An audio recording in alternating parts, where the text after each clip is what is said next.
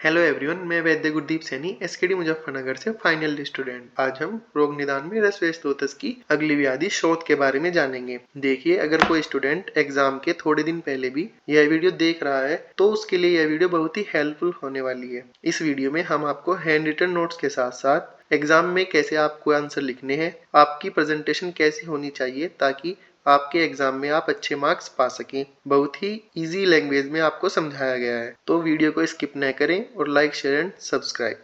अब हम बात करेंगे शोथ सव्यथु स्वेलिंग इडिमा, इसी को बोला गया है। आचार्यों ने इसका वर्णन चरक संहिता सूत्र स्थान 18, चरक संहिता चिकित्सा स्थान 12, सुश्रुत संहिता चिकित्सा स्थान 23, अष्टांग हृदय निदान स्थान 13 और माधव निदान 36वें चैप्टर में किया है।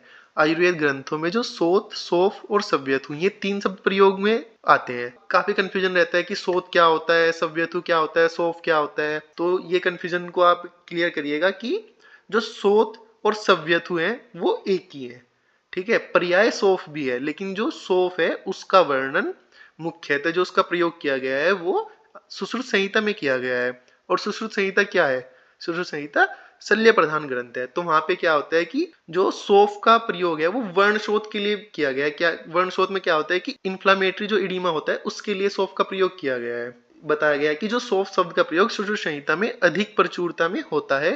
कुछ लोग सौफ का प्रयोग व्रणशोथ इन्फ्लामेटरी इडीमा के लिए विशेष रूप से करते हैं। व्रणशोथ व शोथ को अलग अलग समझना चाहिए। जो व्रणशोथ है वो तो है इन्फ्लामेटरी इडीमा, और जो शोथ है वो सिर्फ इडीमा मतलब स्वेलिंग। जो व्रणशोथ होता है वो क्या है कि आगंतुज कारणों से उत्पन्न पाक युक्त उत्सेद। तो क्या होता है कि जो इन्फ्लामेटरी इडीमा है उसको बोला जाता है व्रणशोथ, और जो शोथ है वो सिंपल स्वेलिंग जिसमें पाक नहीं होता मतलब इन्फ्लामेशन नहीं है, उसे बोला जाएगा शोथ।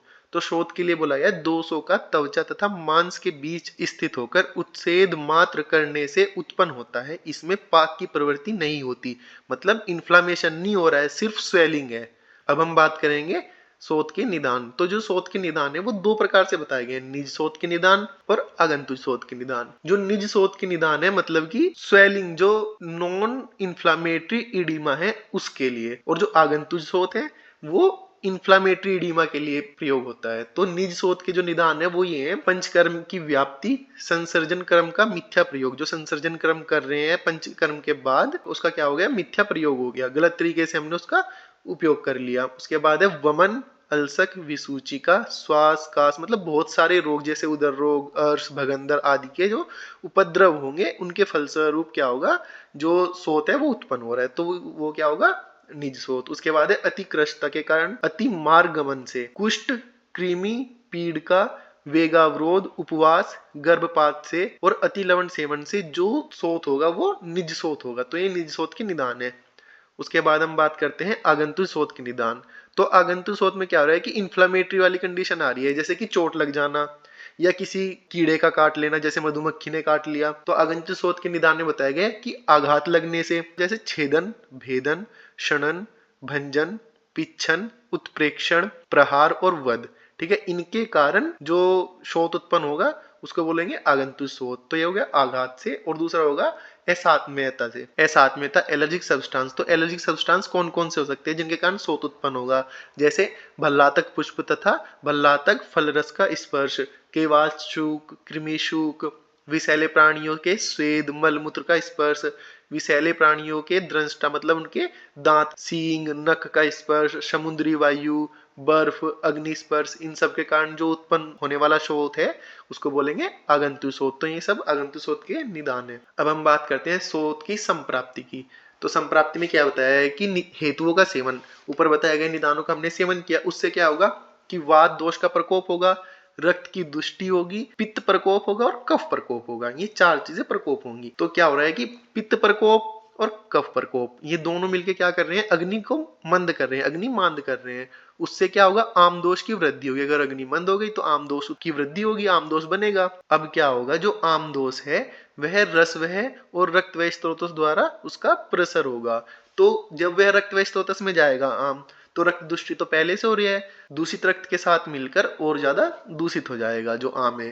ठीक है, तो अब क्या होगा कि जो रसवय और रक्तवय स्त्रोतस है उनमें क्या होगा, स्त्रोतो संग हो जाएगा, स्त्रोतो अवरोध हो जाएगा। जब स्त्रोतो अवरोध या स्त्रोतो संग हो रहा है तो क्या हो रहा है कि जो वायु है जो पहले से बढ़ी हुई है वो और ज्यादा प्रकोपित होगी। अब जब वायु और ज्यादा प्रकोपित होगी तो जो प्रकोपित वात है उसका सिराओं द्वारा विमार्गमन, ठीक है, जब स्रोतस का अवरोध हो गया, वहां से वायु आ जा नहीं पा रही है, तो उससे क्या होगी, जो सिराएं हैं उनके द्वारा वात का विमार्गमन होगा। उससे क्या होगा, जो दूषित रस रक्तादि दोष हैं उनका क्या होगा, त्वचा व मांस के बीच स्थान संशय हो जाएगा। अब जब त्वचा और मांस के बीच स्थान संशय हो रहा है, अगर त्वचा और मांस के बीच रस रक्त जो है वो वहां पे संचित हो जा रहा है, तो उससे क्या हो जाएगा, उत्सेद होगा। अगर कहीं पे उत्सेद हो रहा है, स्वेलिंग आ रही है, उभार आ रहा है, तो वही शोथ है, तो शोथ की उत्पत्ति। अब हम बात करते हैं शोथ के भेद। तो आचार्य चरक के अनुसार आचार्य चरक ने क्या बताया कि एक तो बताया द्विविध भेद। तो द्विविध भेद में क्या, जैसे कि हमने निदान में पढ़ा था कि निज शोथ के निदान और आगंतुक शोथ के निदान, तो द्विविध भेद में क्या है, निज शोथ और आगंतुक शोथ।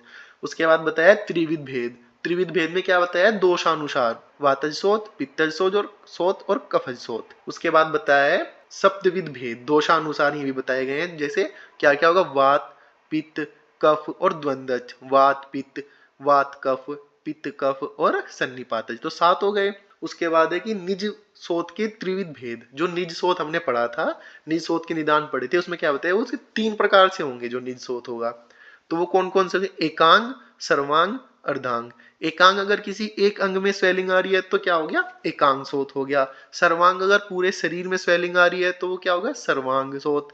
उसके बाद है अर्धांग, अगर कुछ अंगों में स्वेलिंग आ रही है तो वो क्या हो गया, अर्धांग शोथ। उसके बाद आचार्य सुश्रुत ने 5 प्रकार का शोथ बताया, वातज पित्तज कफज सन्निपातज और विषज।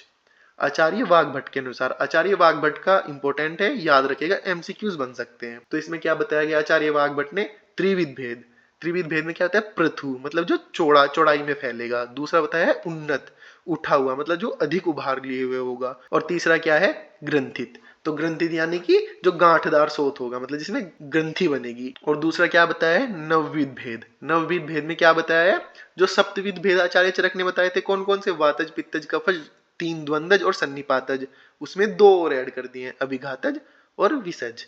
तो ये हो गए आपके भेद। अब हम बात करते हैं शोथ के पूर्व रूप। तो शोथ के पूर्व रूप में बताया है, उष्मा तथा श्यात दव्यथु शीराणाम आयाम इत्येव च पूर्व रूपम, चरक चिकित्सा 12 का श्लोक नंबर 10। इसमें बताया है कि जो सबसे पहला पूर्व होगा वो होगा उष्मा, ठीक है, उष्मा की वृद्धि, मतलब वहां पे क्या हो रहा है कि टेम्परेचर बढ़ रहा है, जहां पे शोथ उत्पन्न होने वाला है वहां पे क्या होगा पूर्व रूप में, कि वहां की उष्मा बढ़ेगी, वहां का टेम्परेचर की वृद्धि होगी। उसके बाद बताया है दव्यथु, दाह, चक्षुरादि इंद्रियों में ताप का अनुभव, मतलब कि आंखों में ऐसा फील होगा कि ताप बढ़ रहा है।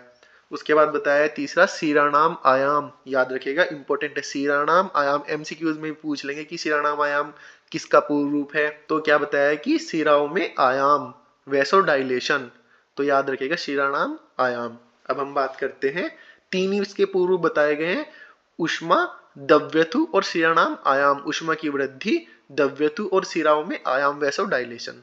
अब हम बात करते हैं शोथ के लक्षण। तो शोथ के लक्षण में क्या बताया गया है, से गौरवम श्याद अनवस्थितत्वम से उत्सेधम उष्मात शिरातनुत्वम से लोम हर्षा अंग विवर्णता च सामान्य लिंगम श्रव्यथो प्रदिष्टम, चरक चिकित्सा 12 का श्लोक नंबर 11। तो इसमें क्या बताया कि गौरवम, शोथ से आक्रांत प्रदेश में भारीपन। अब जहां पे स्वेलिंग हो रही है तो वहां पे तो भारीपन फील होगा ही, क्योंकि वहां पे फ्लूइड इकट्ठा हो रहा है। तो दूसरा क्या बताया है, अनवस्थित तत्वम, मतलब कि जो शोथ है वो अस्थिर है। क्योंकि अब आप खुद सोचिए, मान लिया आप बैठ रहे हो, ठीक है, तो जो शोथ के जो आकार है वो अलग होगा, आप खड़े हो तो शोथ का आकार अलग होगा, आप लेट रहे हो तो वहां पे अगर वो दब गया हल्का तो वो शेप उसकी अलग होगी। तो इसलिए वही बोला है कि जो शोथ है वो अस्थिर होता है, तो कभी घटता है कभी बढ़ता है, कभी एक स्थान से दूसरे स्थान को जाना। उसके बाद बता क्या है, उत्सेदम। उत्सेदम क्या होगा, स्वेलिंग, मतलब वहां पे फुलावा है, तो ये प्रत्यात्म लक्षण ही उत्सेद है शोथ का, ठीक है, बिना उत्सेद के शोथ नहीं हो सकता। तो प्रत्यात्म लक्षण क्या है, उत्सेद। उसके बाद क्या बताया, उष्मा। तो पूर्व रूप में भी सबसे पहला क्या पूर्व रूप था, उष्मा, और सामान्य लक्षण में भी उष्मा। तो ये याद रखिएगा कि जो उष्मा है वो शोथ के पूर्व रूप में भी है और शोथ के लक्षण में भी है। और अगला क्या बताया गया है, शिरा तनुत्वम, शिराओं का पतला होना, इंक्रीज कैपिलरी परमिएबिलिटी, ठीक है। तो ऊपर क्या था, शिरानाम आयाम, क्या था, सिरानाम आयाम पूर्व में, और जो सीरा तनुत्वम है वो आएगा लक्षण में। ये इंपॉर्टेंट है, दोनों में कंफ्यूज मत होना। सिरानाम आयाम पूर्व में और सीरा तनुत्वम लक्षण में। और जो उष्मा है वो पूर्व में भी है और लक्षण में भी है। उसके बाद बताया है लोमहर्ष और विवर्णता। ये हो गए शोथ के लक्षण। क्या क्या, से गौरवम शाद अनवस्थितत्वम से उत्सेधम उष्मात शिरातनुत्वम से लोमहर्षा अंग विवर्णता च सामान्य लिंगम श्रव्यथो प्रदिष्टम। तो इसको श्लोक को याद रखिएगा। उसके बाद हम बात करते हैं भेदानुसार लक्षण।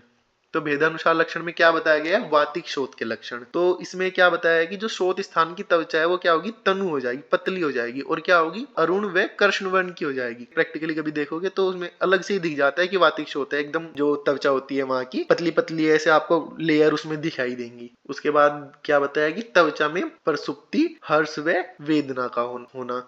उसके बाद आएगी जो वातिक शोथ है वो दिवाबली होगा। दिन में क्या होता है, वात अधिक होता है, और रात में क्या होता है, कफ अधिक होता है। तो ये चीज याद रखिए, जो वातिक शोथ है वो दिवाबली होता है। दिवाबली क्या है कि दिन में शोथ के उपद्रव अधिक होंगे। उसके बाद बताया है कि यदि शोथ को दबाया जाए तो स्थान दब जाता है किंतु पुनः शीघ्र ही उठ जाता है। मतलब अगर आप उसको दबाओगे, प्रेस करोगे तो वहां से दब जाएगा, और जैसे हाथ हटाओगे तुरंत वापस वो स्वेलिंग एज इट इज हो जाएगी। उसके बाद क्या आएगा, पैतिक शोथ के लक्षण। तो पैतिक शोथ में क्या बताया है, मृदु शोथ स्पर्श में कोमल फील होगा आपको। पैतिक है तो पित्त वाले लक्षण आएंगे, क्या क्या आएंगे, गंधयुक्त। पैतिक है तो उष्मा भी उत्पन्न करेगा, तो ज्वर युक्त। पैतिक की वजह से क्या हो रहा है कि स्वेद की अधिकता हो रही है, तृष्णा अधिक हो रहा है, और क्या हो रहा है कि अगर टच करेंगे तो वहां पे पेन फील होगा। उसके बाद बताया है रोगी में नेत्र रक्त वर्ण के होते हैं। तो जो रोगी के नेत्र हैं वो कैसे होंगे, रक्त वर्ण के हो जाएंगे। उसके बाद बताया है कफज शोथ के लक्षण। तो कफज शोथ में क्या है, कफज शोथ इंपॉर्टेंट है, ठीक है, यहाँ से एमसीक्यूज बनने के पूरे पूरे चांस है। तो कफज शोथ में क्या बताया कि जो शोथ की त्वचा है वहां पे कैसे वर्ण की हो जाएगी, वो पांडु वर्ण की हो जाएगी, और शोथ स्थान पर कंडू होती है, ठीक है, वहां पे खुजली होगी। जैसे मान ले कहीं पे कफ के कारण शोथ हो रहा है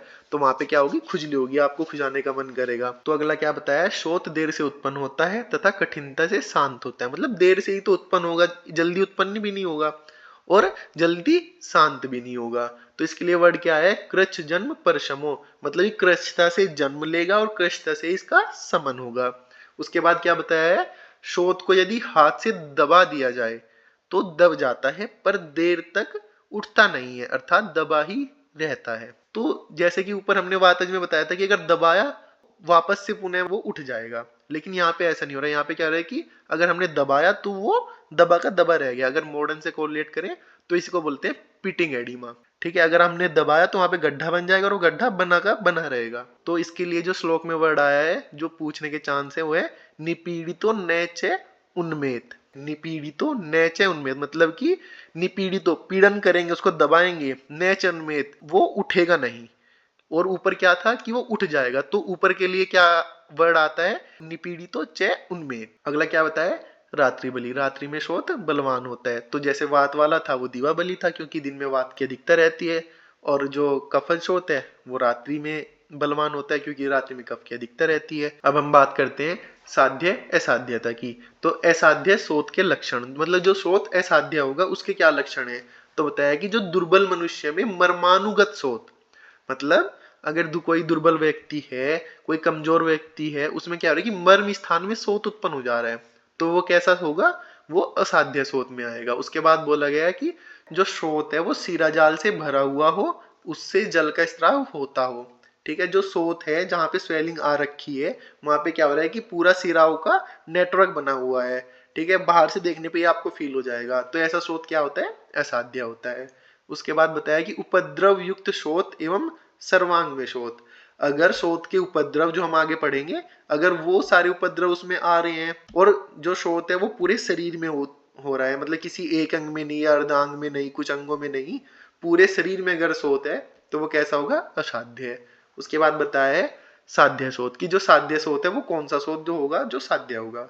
तो उसने बताया कि एक दोषज शोथ, जो एक दोष के कारण उत्पन्न हो रहा है, सो जैसे वातज हो गया, पित्तज हो गया, कफज हो गया, ऐसे शोथ साध्य शोथ होते हैं। उसके बाद बताया बलवान रोगी तथा उपद्रव रहित नवीन शोथ, मतलब अगर शोथ नया है, ठीक है, और बलवान रोगी को है तो वो क्या हो जाएगा, साध्य है। और अगर जो शोथ है वो उपद्रव रहित है और बलवान रोगी को है तो भी साध्य होगा। और क्या बताया कि रोगी का मान क्षीण न हुआ हो, जिस रोगी का मान क्षय न हुआ हो, ऐसा रोगी में जो शोथ है वो भी साध्य है। और क्या बताया है, शरीर के मध्य भाग में उत्पन्न शोथ कृच्छ साध्य होता है। तो इसको आप जो अभी ये लाइन है कि शरीर के मध्य भाग में उत्पन्न शोथ, इसको हम अभी आगे पढ़ेंगे। जो ये वाला पॉइंट है रोग मार्ग तथा दोष में, तो आपको समझ आ जाएगा ये वाला पॉइंट। अब हम बात करेंगे शोथ के उपद्रव। तो आचार्य चरक और आचार्य सुश्रुत ने अलग अलग बताए हैं और ये इंपॉर्टेंट है, याद रखिएगा। आचार्य चरक ने कितने बताए हैं? 7। आचार्य सुश्रुत ने कितने बताए हैं? 9। तो अब इसको याद रखने का तरीका क्या है कि आपको बुखार हो गया, मान लिया ज्वर हो गया, तो आपको क्या हुआ? उल्टी लगी और अतिसार, दस्त लगे। ज्वर, सर्दी, अतिसार। अतिसार को क्या बोलेंगे कि दस्त लग गए। तो दस्त से क्या होगा? DAST। डी से आएगा दौर्बल्य, ए से आएगा अरुचि, एस से आएगा श्वास और टी से आएगा तृष्णा। इसमें दिक्कत नहीं होनी चाहिए याद करने में। ज्वर, सर्दी, अतिसार, दौर्बल्य, अरुचि, श्वास और तृष्णा। आचार्य सुश्रुत ने कितने बताए हैं? 9। तो 7 तो ऊपर वाले आचार्य चरक वाले, और 2 और ऐड किए हैं, हिक्का और कास। तो 9 कौन कौन से हो गए? ज्वर, सर्दी, अतिसार, दौर्बल्य, अरुचि, श्वास, तृष्णा, और 2 और ऐड हो गए, हिक्का और कास। इसमें याद होने में कोई दिक्कत नहीं होनी चाहिए और ये इंपॉर्टेंट है, आने के चांस है। अब हम बात करते हैं रोग मार्ग तथा दोष की।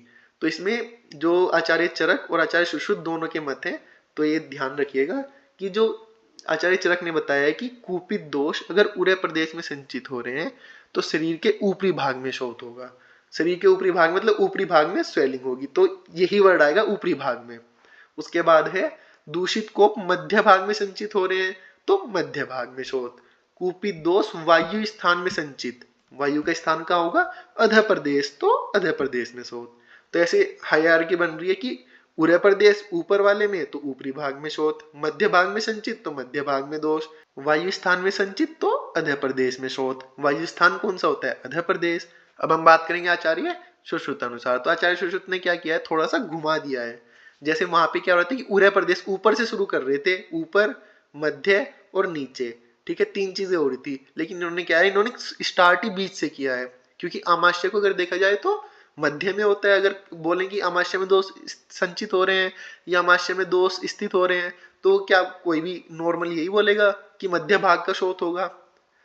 लेकिन यहाँ पे ऐसा नहीं है। यहाँ पे क्या है कि आमाशय में अगर दोष संचित हो रहे हैं तो वो ऊर्ध्व भाग का शोथ बोला गया है। उसके बाद क्या बोल रहे हैं कि पक्वाशय में दोष अगर संचित हो रहे हैं। अब अगर पक्वाशय बोला है तो एकदम से दिमाग में हिट करता है कि अरे ये तो वात का स्थान है, वात का स्थान तो अधः प्रदेश होता है, तो अधः भाग में शोथ होना चाहिए। लेकिन नहीं, पक्वाशय में दोष संचित हो रहे हैं तो मध्य भाग का शोथ है आचार्य सुश्रुत के अनुसार। और तीसरा क्या बोला है? वर्च स्थानगत दोष, ठीक है। वर्च स्थान मतलब कि मलाशय। इन्होंने पूरा हायरार्की चेंज कर दी। ऐसे क्या कि आमाशय, पक्वाशय और मलाशय, ठीक है। अगर मलाशय में संचित हो रहा है तो अधः भाग का शोथ है। और चौथा क्या बोला गया है? सर्वांग में दोष, संपूर्ण देह में शोथ। इसी के साथ शोथ खत्म होता है। अगर आपको नोट्स की PDF चाहिए तो चैनल के डिस्क्रिप्शन में टेलीग्राम चैनल का लिंक है, वहां से आप टेलीग्राम चैनल ज्वाइन कर सकते हैं। वहां पे आपको सारे नोट्स की PDF मिल जाएगी। आशा करता हूँ आपको वीडियो अच्छी लगी होगी। Thank you so much. Like, share and subscribe.